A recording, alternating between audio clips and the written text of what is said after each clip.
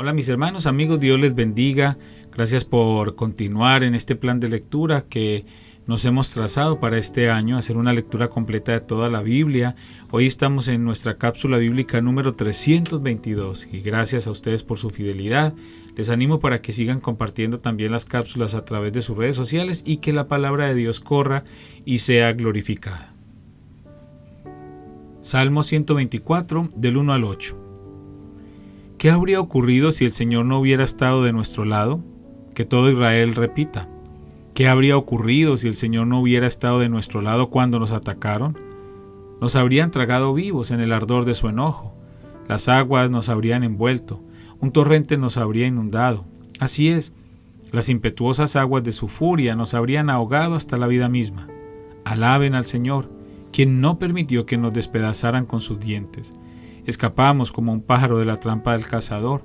La trampa se rompió y somos libres. Nuestra ayuda viene del Señor, quien hizo el cielo y la tierra. Ezequiel 41, 1 al 26. Después el hombre me llevó al santuario del templo. Midió el espesor de los muros a cada lado del portal y era de 3 metros con 20 centímetros. El portal medía 5 metros con 30 centímetros de ancho y los muros a cada lado tenían una longitud de 2 metros con 70 centímetros. El santuario en sí era de 21 metros, con 20 centímetros de largo y 10 metros con 60 centímetros de ancho. Luego él pasó del santuario a la sala interior, midió los muros a cada lado de la entrada y tenían un espesor de 1 metro con 10 centímetros. La entrada medía 3 metros con 20 centímetros de ancho y los muros a cada lado de la entrada tenían una longitud de 3 metros con 70 centímetros. La sala interior del santuario medía 10 metros con 60 centímetros de largo y 10 metros con 60 centímetros de ancho. El hombre me dijo, este es el lugar santísimo. Luego midió el muro del templo y tenía un espesor de 3 metros con 20 centímetros. Había una hilera de habitaciones a lo largo del muro exterior. Cada habitación medía 2 metros con 10 centímetros de ancho. Esas habitaciones laterales estaban construidas en 3 pisos, uno encima del otro, y había 30 habitaciones en cada piso. Las vigas de esas habitaciones laterales se apoyaban sobre cornisas exteriores que sobresalían del muro del templo, no estaban empotradas en el muro. El muro del templo era más estrecho a medida que aumentaba su altura, y por eso cada piso era más ancho que el de abajo. Una escalera subía desde el piso de abajo por el piso intermedio hacia el piso de arriba. Vi que el templo estaba construido sobre una plataforma elevada, la cual servía de base para las habitaciones laterales. La plataforma tenía una altura de 3 metros con 20 centímetros. La pared exterior de las habitaciones laterales del templo tenía un espesor de 2 metros con 70 centímetros, lo cual dejaba un espacio libre entre las habitaciones laterales. Y la hilera de habitaciones a lo largo del muro exterior del atrio interior. Ese espacio libre tenía 10 metros con 60 centímetros de ancho y rodeaba todo el templo. De las habitaciones laterales salían 2 puertas al atrio del terraplén, que tenía 2 metros con 70 centímetros de ancho. Una puerta daba al norte y la otra daba al sur.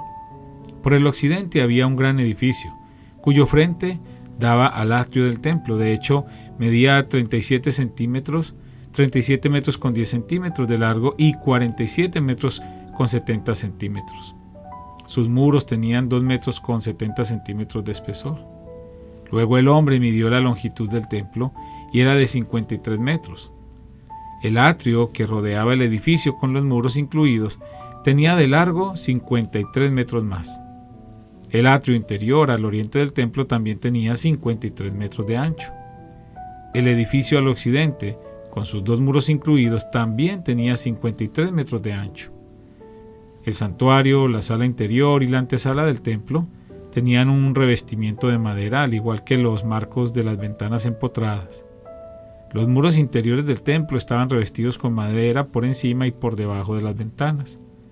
También estaban revestidos de madera el espacio sobre la puerta que daba a la habitación interior y sus paredes por dentro y por fuera. Todas las paredes estaban decoradas con querubines tallados, cada uno con 2 caras, y había una palmera tallada entre cada querubín. Una cara, que era de hombre, miraba hacia la palmera de un lado. La otra cara, de un león joven, miraba hacia la palmera del otro lado. Las figuras estaban talladas por todo el interior del templo, desde el piso hasta la parte superior de las paredes, incluido el muro exterior del santuario. En la entrada al santuario había columnas cuadradas y eran similares a las que había en la entrada del lugar santísimo. Había también un altar de madera que medía 1 metro con 60 centímetros de alto y 1 metro con 10 centímetros de ancho. Las esquinas, la base y los costados del altar estaban hechos de madera. El hombre me dijo: esta es la mesa que está delante de la presencia del Señor. Tanto el santuario como el lugar santísimo tenían doble entrada, y cada entrada consistía de 2 puertas giratorias. Las puertas que conducían al santuario estaban decoradas con querubines tallados y palmeras talladas, como las de los muros. Había un techo de madera frente a la antesala del templo. A ambos lados de la antesala había ventanas empotradas, decoradas con palmeras talladas. Las habitaciones laterales a lo largo del muro exterior también tenían techos. Ezequiel 42, 1 al 20. Luego el hombre me llevó afuera del atrio del templo por la puerta norte. Entramos al atrio exterior y llegamos a un conjunto de habitaciones edificadas contra el muro norte del atrio interior. Esta estructura tenía 53 metros de largo y 26 metros con 50 centímetros de ancho. La entrada abría hacia el norte. Un grupo de habitaciones daba al espacio del atrio interior que tenía 10 metros con 60 centímetros de ancho. Otro grupo de habitaciones daba al empedrado del atrio exterior. Ambos grupos tenían 3 pisos de alto y estaban construidos uno frente al otro. Entre los 2 grupos de habitaciones se extendía un pasillo de 5 metros con 30 centímetros de ancho, que recorría los 53 metros de largo del complejo, y todas las puertas daban al norte. Cada uno de los 2 pisos de arriba era más angosto que el de abajo, porque era necesario dejar espacio delante de ellos para los pasillos. Dado que eran 3 pisos y no tenían columnas de apoyo como las habitaciones de los atrios, cada piso de arriba comenzaba más atrás en relación con el piso de abajo. Había un muro exterior de 26 metros con 50 centímetros de largo que separaba las habitaciones del atrio exterior. Este muro agregaba longitud al conjunto exterior de las habitaciones, que medía solo 26 metros con 50 centímetros de largo, mientras que el conjunto interior, las habitaciones que daban al templo, tenía 53 metros de largo. Desde el atrio exterior había una entrada a estas habitaciones por el oriente. En el lado sur del templo había 2 grupos de habitaciones, entre el templo y el atrio exterior, inmediatamente al sur del atrio interior. Estas habitaciones estaban dispuestas de la misma manera que las habitaciones del lado norte. Había un pasillo entre ambos grupos de habitaciones, igual que en el complejo de edificios del lado norte del templo. Este complejo de habitaciones medía lo mismo de largo y de ancho que el otro complejo y tenía las mismas entradas y puertas. Las dimensiones de uno y otro eran idénticas, de modo que había una entrada en el muro frente a las puertas del conjunto interior de habitaciones y otra entrada en el lado oriental al final del pasillo interior. Luego el hombre me dijo: estas habitaciones que dan al templo desde el norte y el sur son santas. Así es donde los sacerdotes que ofrezcan sacrificios al Señor comerán las ofrendas más santas. Ahora bien, dado que estas habitaciones son santas, se usarán para guardar las ofrendas sagradas, las ofrendas de grano, las ofrendas por el pecado y las ofrendas por la culpa. Cuando los sacerdotes salgan del santuario, no deberán ir directamente al atrio exterior. Primero tendrán que quitarse la ropa que llevaban puesta mientras oficiaban, porque esa ropa es santa. Deberán ponerse otra ropa antes de entrar a los sectores del complejo abiertos al público. Cuando el hombre terminó de medir la zona interior del templo, me llevó por la entrada oriental para medir todo el perímetro. Midió con su vara el lado oriental y resultó tener 265 metros de largo. Luego midió el lado norte y también tenía 265 metros. El lado sur también tenía 265 metros y lo mismo el lado occidental, 265 metros. Así que la zona medía 265 metros en cada lado y tenía un muro alrededor para separar lo santo de lo común.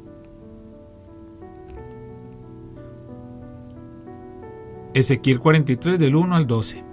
Después el hombre me llevó de regreso a la puerta oriental, De pronto la gloria del Dios de Israel apareció desde el oriente. El sonido de su venida era como un rugir de aguas torrentosas y todo el paisaje se resplandeció con su gloria. Esta visión fue igual a las otras que yo había tenido, primero junto al río Quebar y después cuando él vino a destruir Jerusalén. Caí con el rostro en tierra y la gloria del Señor entró en el templo por la puerta oriental.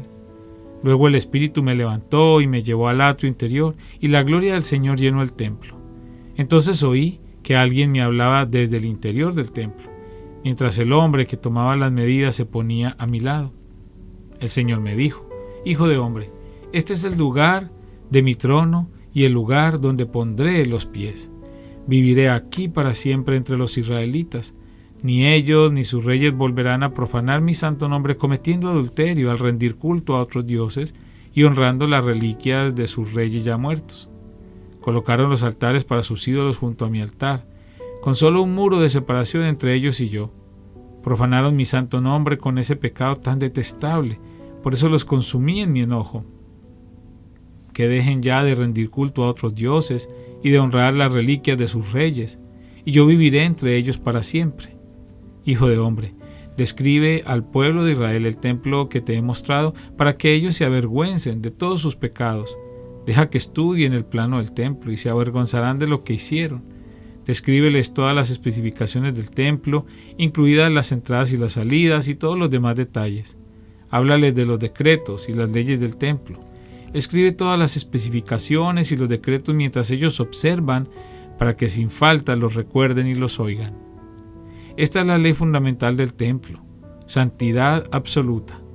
Toda la cumbre del monte donde está el templo es santa. Sí, esta es la ley fundamental del templo. Hebreos 3 del 1 al 19.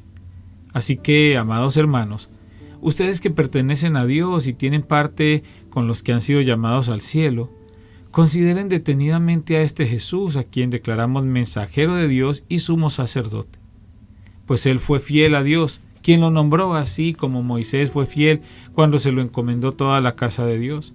Pero Jesús merece mucha más gloria que Moisés, así como el que construye una casa merece más elogio que la casa misma.